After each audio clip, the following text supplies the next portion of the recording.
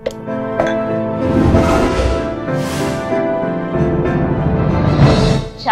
with Chitra.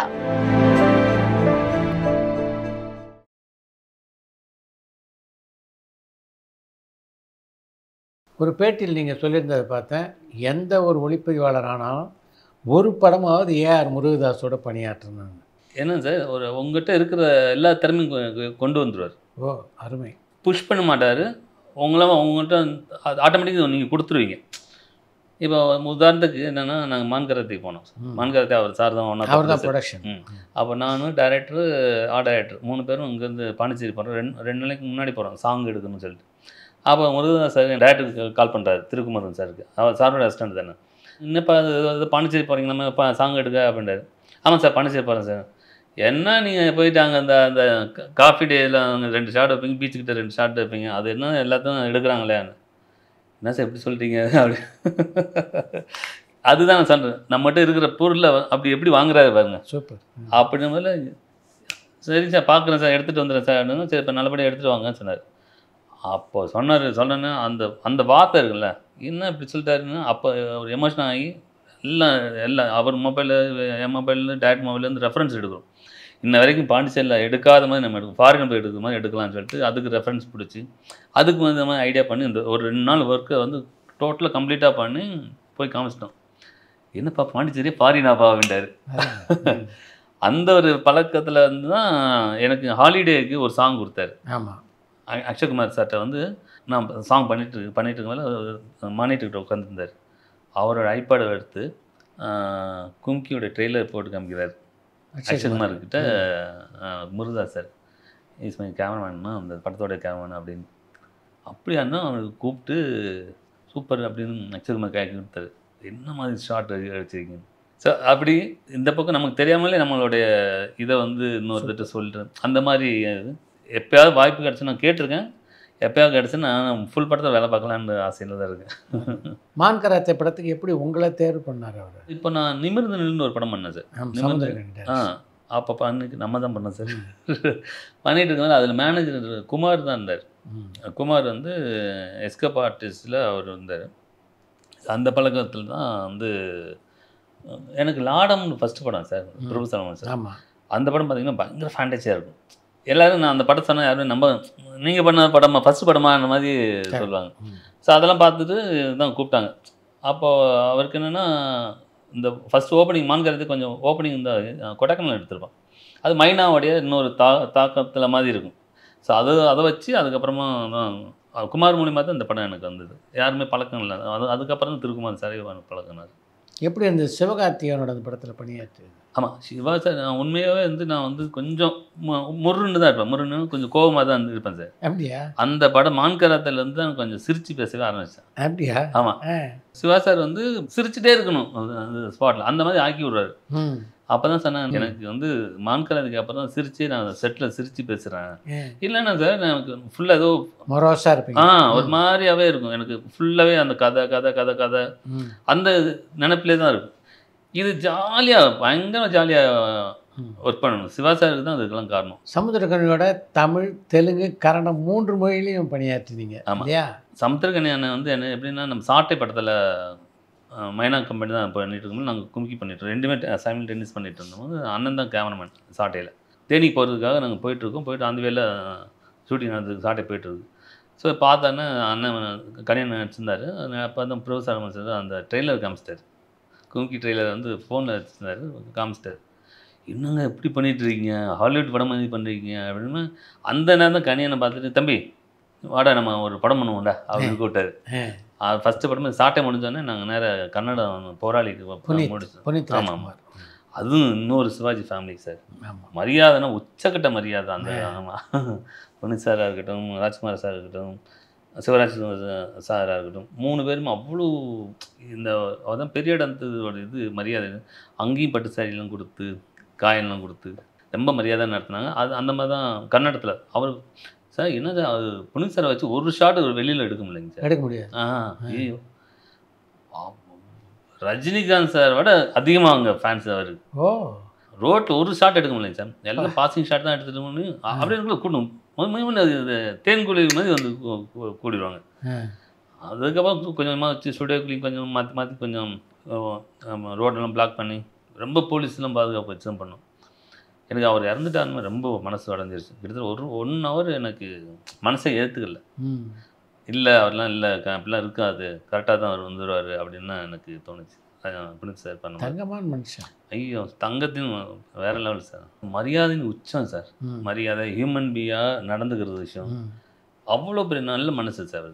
அவர்கிட்ட 2 படம் பண்ணியிருக்கேன். நான் கில்லி கர்நாடகா கில்லி பண்ணாங்க. அப்போ சாங் வந்து நான் மஜா வந்து போர்ச்சுகல் போயிருந்தோம். போர்ச்சுகல் அப்போது சேம் ப்ரொடியூசர் தமிழில் மஜா பண்ணார், கன்னடத்தில் வந்து அந்த கில்லி பண்ணும்போது அந்த சாங்குக்கு நான் ஒர்க் பண்ணி கொடுத்துருக்கேன். அப்போ இருந்தால் எனக்கு பழக்கம். அப்போது நான் தான் சொன்னேன், சார் நான் எனக்கு ஞாபகம் இருக்கா சார் அந்த படம் ஃபாரினில் வந்து ஓ சார் நீங்களா சார், அதுக்கப்புறம் நம்ம தொடரவே இல்லையா சார் அப்படின்னு சொல்லி அது ஒரு சின்ன மூமெண்ட் நல்லா வந்தது. தெலுங்கில் நானியோட பணியாற்றுது. ஆமாம் சார். அதுக்கப்புறம் இந்த படம் முடிஞ்சோடனே அப்புறமா கண்ணனை வந்து ஆக்சுவலி இதுதான் ஃபஸ்ட்டு நினைக்கிறேன் நிமிர்ந்தெல்லாம் ஃபஸ்ட்டு பூஜை போட்டு நாங்கள் கோவாவில் போய் ஷூட் பண்ணிவிட்டு ஒரு பாட்டு எடுத்ததுக்கப்புறம் இந்த படம். ஆமாம் அதுக்கப்புறம் தான் இது போனோம்னா அங்கே போயிட்டோம். அப்படி தான் எனக்கு நானி சாரும் இருக்கட்டும், ஜெயம் ரவி சாராக இருக்கட்டும் நட்பாக பழகுறாங்க சார் எல்லோரும். அது ரொம்ப ஈஸியாக நமக்கு ஒர்க் பண்ணுறதுக்கு ஈஸியாகவும் இருக்குது. ரவி சார்லாம் கிட்டத்தட்ட எனக்கு கேரவான் இருந்தால் கூட சார் வாஷ்ரூம் போயிட்டு வரட்டுமா கேட்டு போகிறாரு சார். இவ்வளோ பெரிய ஆர்டிஸ்ட்டு, அதுதான் அவரோட டெடிக்கேஷனான ஒரு ரவி சாரில் ரொம்ப பயங்கர ஜோவியாக அவர் ஒர்க் பண்ணும்போது ரொம்ப ஈஸியாக இருக்குது. உங்களை பொறுத்த வரைக்கும் நீங்கள் நெகட்டிவ் ஃபிலிம்லேயும் ஒர்க் பண்ணீங்க, அதுக்கப்புறம் டிஜிட்டல்லையும் ஒர்க் பண்ணீங்க. ஒரு ஒளிப்பதிவாளராக எது பெட்டர் ரிசல்ட் கொடுக்குதுன்னு நீங்கள் நினைக்கிறீங்க? நெகட்டிவ் தான் சார். நெகட்டிவ் தான் அது சரியான ரிசல்ட். அதுதான். ஏன்னா அதில் நமக்கு தெரியும் இதெல்லாம் டெப்த்துக்கு, இதில் டிஜிட்டலில் டெப்த்தே வரமாட்டேது இல்லை சார். எல்லாமே ஒன்றும் பிளர் ஆகிடுது. எது அந்த ஒரு ஒரு கான்ட்ராஸ்டாகவே வராது. இது ஒரு மாதிரி பெயிண்டிங்காக இருக்கும். நெகட்டிவ் வேறு லெவல் சார். நெகட்டிவில் ஒரு கான்ஃபிடென்ட் இருக்கும், இதுதான் கரெக்டாக வரணும்னா நம்ம நினச்ச மைண்டில் என்ன நினைக்கிறோமோ அது வந்து நெகட்டிவில் எடுக்கும்போது வரும். இது பொம்மை, இது ஒன்லி கவரேஜ் மாதிரி தான் இருக்குது. ஒர்க் பண்ணுறது தான் ஈஸி சார். இப்போ முன்னாடிலாம் பார்த்தீங்கன்னா இப்போ ஒரு கண்டினியூட்டி லைட்னா அதை வச்சு பண்ணணும் நெகட்டிவ்னா, இது இப்போ ஈஸியாகிடுச்சு. ஒன்றும் கொஞ்சம் கொஞ்சம் கொஞ்சம் ஓப்பன் பண்ணிக்கலாம் ஈஸியானா மானிட்டர் பார்க்குறதுனால எதுனாலும் அட்ஜஸ்ட் பண்ணி போய்க்கலாம் அப்படின்றது. இப்போ டிஜிட்டல் வந்து ரொம்ப ஃப்ரெண்ட்லியாக இருக்குது. அதனால் அந்த ப்ரொஃபஷனல் போயிடுச்சு. மானிட்டர் எப்போ வந்துச்சு, மானிட்டரும் மொபைலில் கேமரா வந்துச்சு, அப்போயே ஒரு ப்ரொஃபஷனல் ஃபோட்டோகிராஃபி போயிடுச்சு. இப்போ எல்லாமே கவரேஜ் தான் நடந்துகிட்ருக்கு. இப்போ ஒரு 30 ஆண்டுகள் 40 ஆண்டுகளுக்கு முன்னாடி ஒளிப்பதிவு தரம் இருந்தது வேறு, இன்றைக்கி வேறு மாதிரி இருக்குது. குறிப்பாக இப்போ கலர் கரெக்ஷன் டிஏலாம் வந்ததுக்கு பிறகு ஒளிப்பதிவாளருடைய வேலையே குறைஞ்சிருக்கு அப்படின்னு ஒரு சாரார் சொல்கிறாங்க. உண்மையா? ஆமாம் சார். எதுனாலும் பண்ணிக்கலாம், யாருனாலும் பண்ணிக்கலாம். உதாரணத்துக்கு இப்போ முன்னாடியும் பார்த்தீங்கன்னா நம்ம லேபில் போய்ட்டு கரெக்ஷன் பண்ணோம், கரெக்ஷன் பண்ணிட்டு லேபில் கலர்ஸ்ட்டும் நம்ம தான் கலர் கரெக்ஷன் பண்ணும்போது நம்ம பயந்துகிட்டே இருப்போம், எப்போ அந்த நெகட்டிவில் என்ன வந்துருச்சா வரலையா அப்படின்னு. அவங்க லேப்லேருந்து ஃபோன் வந்துச்சுன்னா பயமாகவே இருக்கும், என்ன சொல்ல போகிறாங்க அப்படின்னு. ஸோ இப்போலாம் அப்படி இல்லை, உடனே எடுத்து எடிட் பண்ணி பார்த்துட்டு நல்லா இருக்கு நல்லா இல்லை இல்லைன்னா வந்து அதை பண்ணிக்கலாம் சார். ஏதாவது ஏதோ ஒரு பொருள் கிடைக்கிறது ஏதோ இருந்துச்சா சார் சிஜியில் பண்ணிக்கலாம் சார். எல்லாம் அசால்ட்டாக டைமிங் வேஸ்டிங் எல்லாத்துக்கும். இப்போ இதுக்கு லாஸ் ஆகிறக்கா யாருன்னா ப்ரொடியூசர் மட்டும்தான். டிஜிட்டல் வந்ததுனால ப்ரொடியூசர் தான் ரொம்ப லாஸ். ஏன்னா அடுத்தடுத்து அட்வான்ஸாக போதில்லை சார். இப்போ முன்னாடி வந்து டிஐக்கு மட்டும் இப்போ வந்து 10 ரூபாயிலேருந்து 5 ரூபாய்க்கு பண்ணுறாங்க. முன்னாடி அது இல்லையே, நெகட்டிவ் மட்டும் தானே. நெகட்டிவ் தான் லேப் தான், பிரிண்டிங் தான் அந்த காஸ்ட் வரும். ஸோ லாஸ் தான், தயாரிப்பாளர் லாஸ் தான் வரும். விஜய் சேதுபதியோட மொத்தம் எத்தனை படம் நீங்கள் பண்ணியிருக்கீங்க? 3 படம் பண்ணியிருக்கேன் சார். தர்மதுரை, இந்த மாமனிதன், இப்போ பாண்டியராஜ் சாரோட பண்ணியிருக்கேன். சத்யஜாய் புதுசு படம் பண்ணிக்கிட்டு இருக்கிறேன். ஆமாம் சார். மைனா பண்ணும்போது தான் அவர் படமும் தென்மேற்கு பருவ கட் பண்ணார். ஆமாம். சீனனை வந்து எங்கள் லொக்கேஷன் பார்க்க வருவார் மைனாப்பா. கிட்டத்தட்ட 15 பேர் 25 பேர் தான் சார் இருப்போம் அந்த படத்தில். அந்த பார்த்தாரு, என்னப்பா பண்ணுறீங்க லொக்கேஷன் பார்க்க வந்தீங்களான்னு எங்களை கேட்டார். என்ன ஷூட்டிங் போயிட்டு இருக்கு. ஷூட்டிங் எங்கே, ஜென்ரேட்டர் காணும், லைட்டாக காணும், இல்லை யாரோ ஒரு தர்மக்குள் மட்டும் இந்த கீழே கிடக்கு, ஒன்று கிடக்காதான் அப்படின்னு. இதை வச்சு நீங்கள் படம் எடுக்கிறீங்களான்னு கேட்டு பார்த்துட்டா அவர் எடுக்கும்போது இதே மாதிரி ரெடி பண்ணுறாரு அங்கே போயிட்டு. இவங்களே எடுக்கும்போது நம்ம ஏன் எடுக்கக்கூடாதுன்னு அவர் தென்மேற்கு பருவக்கட்டும் இதே மாதிரி தான் அவர் எடுத்துருக்காரு. ஸோ அப்படி தான் சேது சாரும் அந்த 2 பேரும் நானும் அவரும் ஒரு ஸ்டேஜில் தான் அது ஹீரோ நினைக்கிறேன், நான் கேமரா பண்ணிட்டு ஒரே காலத்தில் அறிமுகம். ஸோ இன்ன வரைக்கும் அந்த சொல்கிறாருல எல்லா இடத்துலையும் சொல்லியிருக்காரு, the best fast of cameraman என் லிஸ்ட்டில் நீங்கள் ஒன்று தான் சார் அப்படின்னு எல்லா இடத்துலையும் சொல்கிறாரு. என்னை பார்த்து அவர் என்ன ஏதாவது சொல்லணும்னா என்னை சொல்லுவார். அதனால் ரொம்ப நல்ல நட்பாக இருக்கார். நல்ல ஏதாவது நல்ல கதையாக இருந்துச்சுன்னா கூட அவர்கிட்ட நான் சொல்லுவேன். அந்த மாதிரி நல்லா இருக்கு சார் பண்ணுறீங்களா அப்படின்னு சொன்னோம். உடனே கேட்பார், படிப்பார், பார்த்துட்டுலாம் கொஞ்சம் இதெல்லாம் சொல்லியிருக்காரு. எனக்கு அந்த ஒரு 3 படத்தோட நட்பு இன்னமும் அது இருக்குது. உங்களுடைய பார்வையில் ஒரு நடிகராக விஜய் சேதுபதி அப்படிப்பட்டவர்? நடிகர் பேய், பிசாசு, அந்த ஏன்னா நான் பார்த்துருக்கேன் சார் 3 படமும். என்னென்னா எனக்கு கட்டே சொல்ல மனசு வராது சார். கட்டு சொல்ல மனசு வராது எனக்கு. இங்கே நில்லுங்க, இங்கே ரைட்டு இங்கே இருக்குது, இங்கே நில்லுங்க அப்படின்னு பொசிஷனே கொடுக்க மாட்டேன் சேது சாரை பொறுத்தவரைக்கும். இப்போது ஒரு ஆர்டிஸ்ட்டை வந்து நடிக்கணும், இது இந்த இடத்துல நின்று நடிங்க, அங்கே திரும்ப நடிங்க, இப்படி பார்த்து நடிங்கன்னா ஒரு டைட் ரேஞ்சுனா நம்ம சொல்லிக்கலாம். ஒரு மிட் ரேஞ்சோ இல்லை ஒரு ஃபாலோ அங்கே லைவ்னஸ் கெடுது. நின்று ரெஸ்ட்ரிக்ஷனோடு நடிப்பாங்க. அது பண்ணுறது கஷ்டமாக இருக்குது. அதை இப்போ நான் அனலைஸ் பண்ணிவிட்டு சார் இது சுச்சுவேஷன் இங்கே தைக்கு வந்தீங்கன்னா நான் கேப்ஸ் பண்ணிக்கிறோம். ஸோ அதனால சார் நாங்கள் இது வந்துட்டோமா சார்? கண்டிப்பாக வந்துருங்க. ஏன்னா அதில் ஒரு லைவ்னஸ் அவங்க கிடைக்குது இல்லையா? அதனால இனிமேல் வர படங்களுக்கு எதுவுமே ஸ்டாட்டிக் இல்லாமல் ஸோ லைட்டெல்லாம் அவங்களுக்கு ஃபுல் அலவன்ஸ் கொடுத்து பண்ணால் தி பெஸ்ட்டாக வருது சார். ஃப்ரேமாக இருக்கட்டும், ஆக்டிங்காக இருக்கட்டும். அதான் சேது சாரை பொறுத்தவரையும் எனக்கு வந்து சிங்கிள் ஷாட்லாம் பண்ணுவார் சார். சிங்கிள் ஷாட்டை ஒரு டைலாக் கூட மிச்சம் இல்லாமல் பெர்ஃபார்மன்ஸ் பண்ணி எத்தனை ஆங்கிள் வச்சாலும் அதே இது பண்ணுவார் திரும்ப. ஆமாம், அதுதான் அவளோட அது ரொம்ப ஹைலைட்டான விஷயம். இந்த படம்லாம் பார்த்தீங்கன்னா ஷோல்டர் பட்டம் அந்த ஷாட் எடுத்தான். எனக்கு எந்த படத்துலையுமே நான் கண் கலங்கியிருக்கேன். பட் அப்புறம் பார்த்துட்டு இங்கே எடுத்துகிட்டு இருக்கும்போதே எனக்கு கண் கலங்கி அப்படியே வருது. ஷூட் அப்போ அவர் நடிச்சிட்டு இருக்கும்போது என் கண் கலங்கி அப்படியே எனக்கு ஒரு மாதிரி கோல்டு பிடிக்கும் மாதிரி ஆகிடுச்சு. அதுக்கப்புறம் எடிட் பண்ணி பார்த்தா அப்பவும் அழுக. ஸோ ஃபஸ்ட் டைம் கேமரா நடிக்கிறம்போது நான் பார்த்து அழுத படம் பாண்டியராஜ் சார் படம் தான் இருக்குது. அது சேது சார் நடிப்பில். நித்யா மேனும் அதே மாதிரி தான் பிச்சுட்டாங்க acting. Nithya Menon the best actor. பண்ணுறாங்க, எல்லோரும் பண்ணுறாங்க. நான் பார்த்ததில் நித்யா எனக்கு ரொம்ப நல்லா சேது சார் எப்படி எந்த அளவுக்கு இருக்காங்களோ அந்த மாதிரி நித்யாவும் கான்ஃபிடெண்ட்டாக இருக்கட்டும், நம்பி ஷாட் வைக்கலாம், எங்கேயுமே அந்த மாதிரி அவங்க சொல்லுவாங்க சார் இப்படி இங்கே வரட்டுமா சார், அங்கே போயிட்டு வந்துடுவேன் சார், அந்த பொருள் எடுக்கவா சார், இங்கே எடுத்துகிட்டு இப்படி இந்த பக்கம் வந்துட்டுமானும். நித்தி நீங்கள் உங்களுக்கு என்ன கம்ஃபர்ட்னு நீங்கள் பண்ணுங்கள், முன்னாடி சொல்லிடுங்க. ஏன்னா அதை நான் ஃபாலோ பண்ணுவேன். ஏன்னா பேக் வந்துச்சுன்னா அதை இடிச்சும் பண்ணணும் அப்படின்னு சொல்லிடுங்க. அந்த மாதிரி ஹீரோயினில் நித்தி தி பெஸ்ட்டு. இந்த படத்தில் பாண்டியராஜனுடைய விற்பனை எப்படி இருந்தது? பாண்டியராஜ் கிட்டத்தட்ட எனக்கு ஒரு 23-24 வருஷமாக பழக்கம்.